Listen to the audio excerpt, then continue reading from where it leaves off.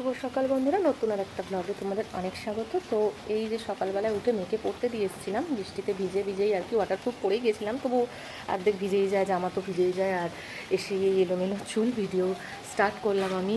তো এবার রান্না বসাবো আর কি, মানে বসিয়েও দিয়েছি, তো তোমাদের দেখাবো। চলো, দিয়ে মেয়েকে আবার আনতে যেতে হবে। তো চলো যাই রান্নাঘরে, দেখাই কী করছি। চলো আমি রান্না করব, আর নিচে এভাবে মিউ তাকিয়ে বসে থাকবে না, এমন হয় না।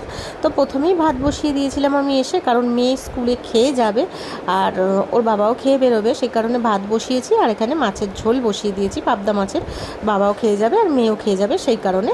তো এদিকে মাছটা ভাজা হচ্ছে, আর এদিকে আমি একটুখানি দেখো আলু ফালু কেটে ভিজিয়ে রেখেছি, আর এখানে কিছুটা সবজি কেটে নিয়েছি, পেঁয়াজ, গাজর, বিনস এসব, তো ওগুলো ভিজিয়ে রাখলাম। তো এদিকে দেখো একটু চলো বাইরেটা দেখাই, বেশ ভালোই বৃষ্টি হচ্ছে। আর ওদিকে মেয়ে পড়াশোনা করছে, আবার ওকে আনতে যাবো। এদিকে মাছের ঝোল আমার কমপ্লিট হয়ে গেছে, আমি মাছের ঝোলটা নামিয়ে দিয়ে বেরোবো। আমি রেডি হয়ে নিয়েছি, এবার মেয়েকে আনতে যাবো, ওয়াটারপ্রুফ পরবো, তা এসে তোমাদের সঙ্গে আবার দেখা হচ্ছে। তো চলো, টাটা। এই যে মেয়ের স্যারের বাড়ির সামনে ওয়াটারপ্রুফ পরে আমি দাঁড়িয়ে রয়েছি, তো মেয়েকে নিয়ে ফিরবো। তো চলো, এবার মেয়ে এসে গেছে, আমি নিয়ে চললাম। এসেই ঝপাঝপ করে মেয়েকে খেতে দিয়ে দিলাম পাবদা মাছের ঝোল আর ভাত। আর এখানে মেয়ের জন্য টিফিন করে রেখেছি, ভাত ভেজে রেখেছি সবজিগুলো দিয়ে। এবার আবার রেডি হয়ে নিলাম, মা মেয়ে বেরিয়ে পড়বো স্কুলের দিকে। চলো টাটা, কেমন লাগলো জানিও।